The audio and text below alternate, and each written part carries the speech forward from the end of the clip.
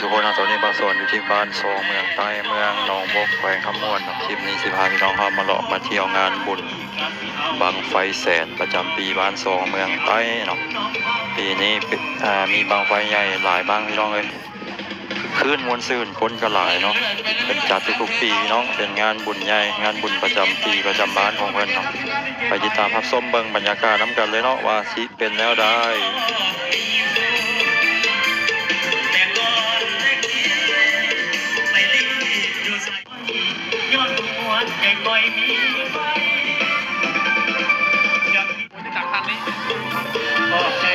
สำหรับทุกกำลังใจที่มอบให้ทุกมาก็ด้วยใจดี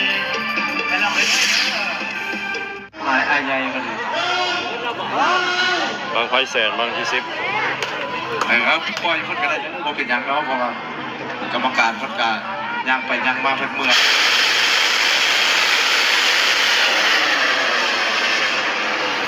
ไปทำไหนปะ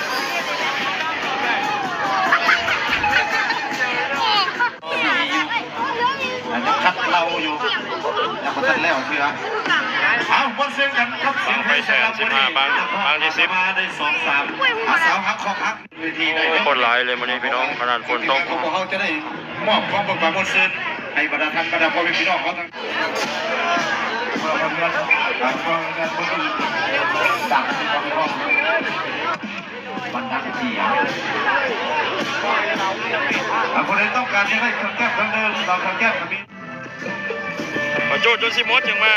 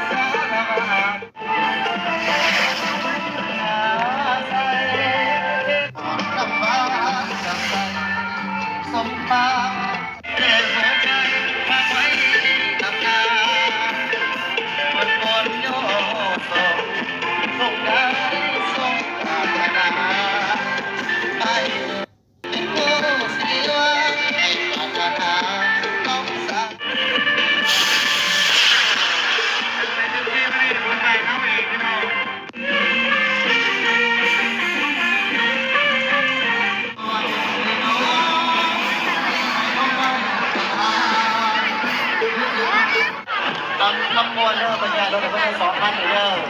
มันสีออกไปแล้วคุณว่าไป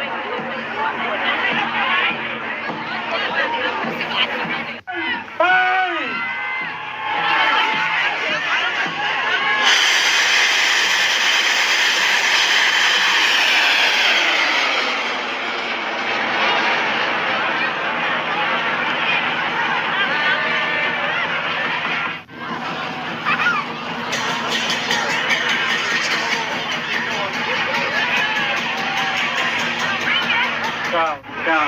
ยังอีก5บังเพราะว่าบังไฟเรามีอยู่16บังเนาะ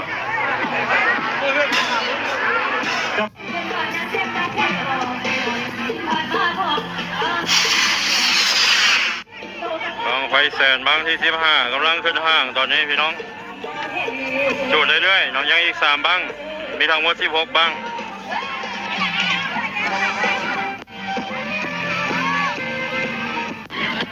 ประชาสัมพันธ์ถึงทั้งเจ้าของรถและขบวนของขอ6865เจ้าของรถลงสกัดได้ลงจากทางมาแล้วบอกกล้าอยู่นะแล้วมามอนมาซื้อน้ำกันบริขอบคุณขอบใจเบิร์ดทุกท่านเด้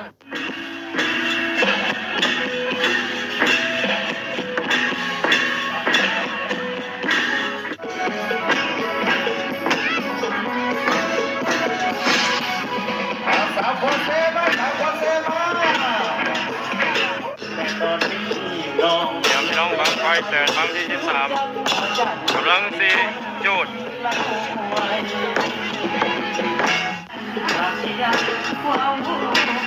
โอ้โหนอนพร้อมแล้วบ่พร้อมแล้ว5 4 3 2 1ไป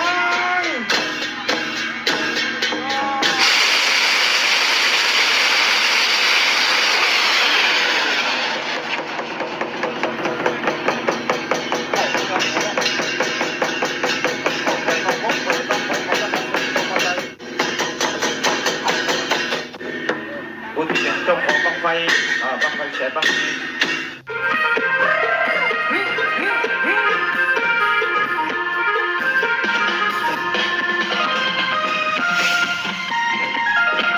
อีแม่ยุพินมาบ้านให้มาโผ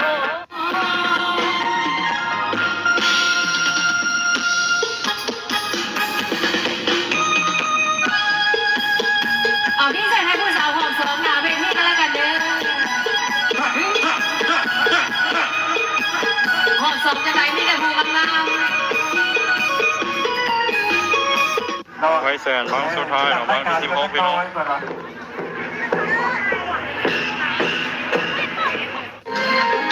น้องไทยพี่น้องบ้านสองเมืองเราแค่บ้านยัดไส้เกินหลายจังหวัดเลยเนาะ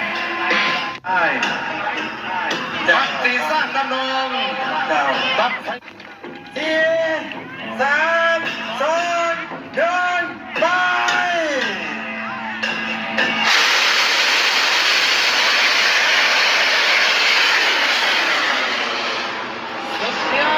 บังสุดท้ายพี่น้อง ทุกท่านประเด็นตรงนี้หลังจาก สูงก็ได้เนาะบังไฟแสน16บังขึ้นทุกบังพี่น้องเลย บังไฟ ถือว่าสำเร็จเสร็จสิ้นเนาะบุญบังไฟแสนยังบังไฟน้อยจุดเรื่อยๆเนาะคนส่วนหลายก็อยากมาเบิ่งบังไฟแสนเนาะพี่น้องมี16บัง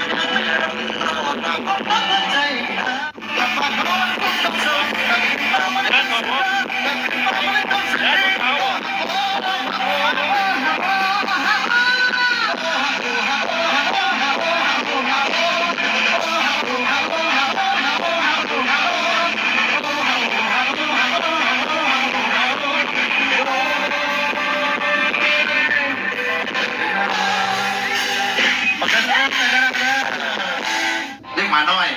อายุ11 ปีอธิบายมนตรีเบียร์ซาของพวกเขาอย่าสวัสดิ์สิจังไรเขาบอกโอ้ยใส่ให้งานเด็กน้อยอันนี้เด็กน้อยแต่ว่าหัวใจศิลปิน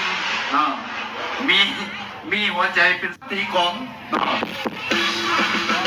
เป็นคลิปภาพบรรยากาศงานบุญบังไฟบ้านสอง